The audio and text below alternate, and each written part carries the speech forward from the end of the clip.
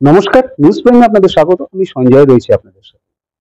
এই মুহূর্তে আমরা এমন একটি স্থানে রয়েছি যার স্থান মাহাত্ম্য অপরিসীম, এক কথায় অমূল্য বলা যায়। তার কারণ এই স্থানে 1863 সালের 12ই জানুয়ারি জন্মগ্রহণ করেন যুগাবতার স্বামী বিবেকানন্দ।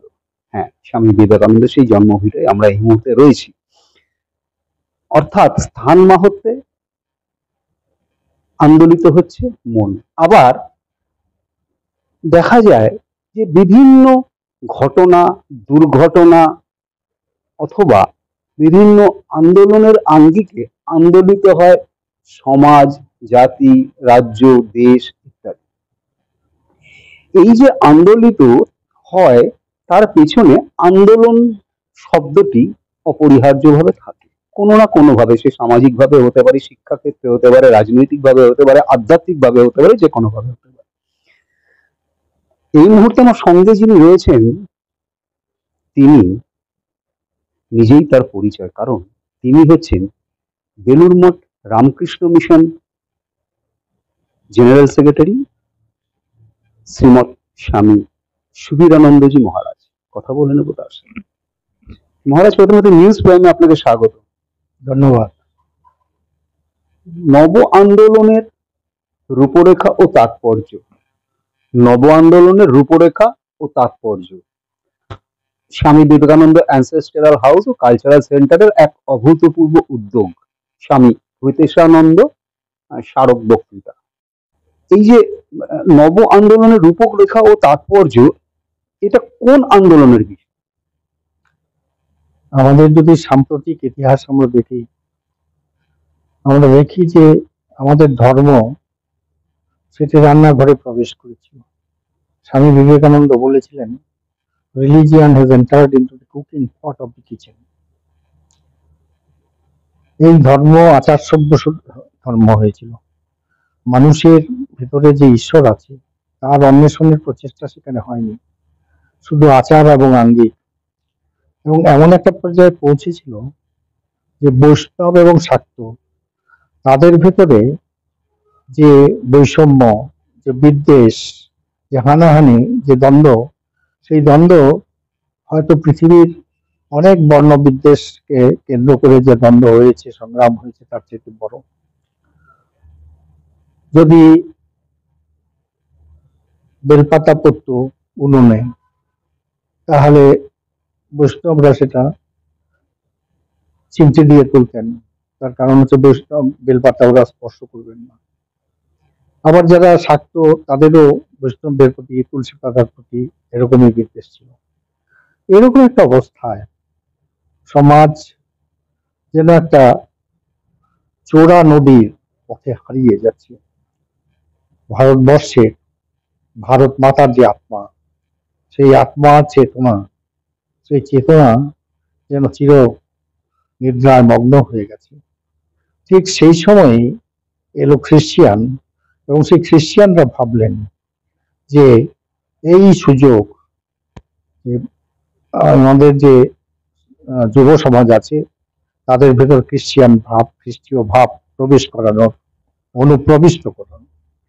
এবং মেকলে সাহেব বলেও ছিলেন আনন্দ সহকারে যে আমার কাজ হয়ে গেছে। অর্থাৎ প্রত্যেকটি যুবক যুবতীর মধ্যে ইংরেজি সংস্কৃতি 98 ডিগ্রি সেন্টিগ্রেডে ফুটছে। তারা স্বপ্ন দেখেন ইংরেজিতে, কথা বলেন ইংরেজিতে, তারা খান ইংরেজিতে, তারা পান করেন ইংরেজিতে, তারা ঘুমন ইংরেজিতে। ঠিক সেই সময়ে দেখা গেল যে বছর খানেকের ব্যবধানে আমার পুকুরে জন্ম নিলেন নবজাত শিশু, এবং সেই শিশু আর কেউ নয়, বিষ্ণুর অবতার গদাধর। এবং তারপরে আমরা দেখতে পাচ্ছি তিনি আমার পুকুর থেকে ঝামা পুকুরে আসছেন, ঝামা পুকুর থেকে এখানে দক্ষিণেশ্বরে আসছেন। সমস্ত সাধনায় তিনি সিদ্ধ হলেন, এবং তারপরে জগতের সামনে তিনি প্রচার করলেন, যত মত তত পথ, সব ধর্মই সত্য। ঠিক সেই সময়ে ভবতারিণী ওকে 10টি আদেশ দিয়েছিলেন। সেই 10টি আদেশের মধ্যে একটি আদেশ ছিল এক নতুন ধর্ম, এক নতুন ধর্মচক্র প্রবর্তন করবার জন্য। এবং পরবর্তী সময়ে আমরা দেখতে পাচ্ছি যে তিনি স্বামী বিবেকানন্দকে বলছেন, তুই কি ভালোবাসিস, তোর কি ভালো লাগে?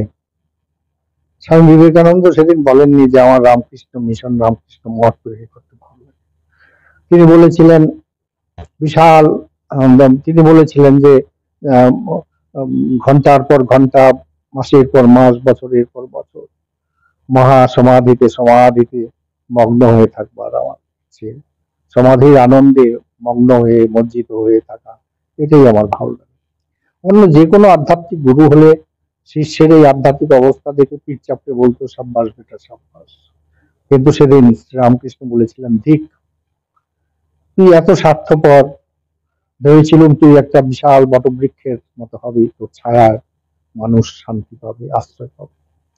এবং পরবর্তী সময়ে নরেন্দ্রনাথ বুঝেছিলেন, দক্ষিণেশ্বরে যখন একটি বিশেষ ধর্মের সম্পর্কে আলোচনা হয় তখন হয়েছিল জীবে দয়া এই কথাটি, এবং শ্রীরামকৃষ্ণ বললেন, জীবে দয়া, তুই একটি কীটাণু কীট, তুই দয়া করবার কে, বল জীবের সেবা জীবের পূজা। ওই যে জীবের সেবা জীবের পূজা, সেটি স্বামী বিবেকানন্দ পরবর্তী সময়ে শ্রীরামকৃষ্ণ উত্তর সময়ে তিনি যখন সারা ভারতবর্ষে পরিব্রাজক রূপে পরিভ্রমণ করছেন, তখন আলমোড়ার কাছে 8 কিলোমিটার আগে কাকরিঘাট নামে একটি জায়গাতে তিনি শ্রান্ত ক্লান্ত তরুণ সন্ন্যাসী, তখন তার নাম হচ্ছে কখনো তিনি সচ্চিদানন্দ নাম নিচ্ছেন, কখনো তিনি অন্য কিছু নাম নিচ্ছেন, কিন্তু বিবেকানন্দ নামটি তখন তার হয়। তো তিনি ধ্যানমগ্ন হয়েছেন, সমাধিতে মগ্ন হয়ে তিনি বললেন, যে সমাধি থেকে দূষিত হয়ে তিনি বলেছিলেন যে one of the most important problems of my life has been solved today. আজকে আমি একটি সমাধান সূত্র খুঁজে পেয়েছি আমার জীবনের অন্যতম সমস্যা। সেটি কি? ওই যে শ্রীরামকৃষ্ণ বলেছিলেন, জীবের সেবা জীবের পূজা। বেরিয়ে এসে জিসিকে, গিরিশচন্দ্র ঘোষকে তিনি জড়িয়ে ধরে বলেছিলেন, জিসি আজকে এক নয়া আলোক দেখুন, ভগবান যদি কখনো দিন দেন তাহলে আমি সেই কথা সারা পৃথিবীতে প্রচার করব। সেটি বাবার সম্পত্তি হিসেবে পেয়েছিলেন নরেন্দ্রনাথ শ্রীরামকৃষ্ণের কাছে, কিন্তু তিনি মিউটেশন করে নিলেন সেই সম্পত্তি, নিজস্ব করে নিলেন। সেটি সমাধির মাধ্যমে যা মাইক্রোকজম তাই ম্যাক্রোকজম, যা ম্যাক্রোকজম তাই মাইক্রোকজম, যা আছে ভাণ্ডে তা আছে ব্রহ্মাণ্ডে, যা আছে অণুতে তাতে আছে পরমাণুতে। এবং এর মাধ্যমে নিয়ে একথাই বোঝাতে চাইলেন যে মানুষ, তুমি মানুষ নও, তুমি ঈশ্বর, তোমার ভেতরে ঈশ্বর আছেন।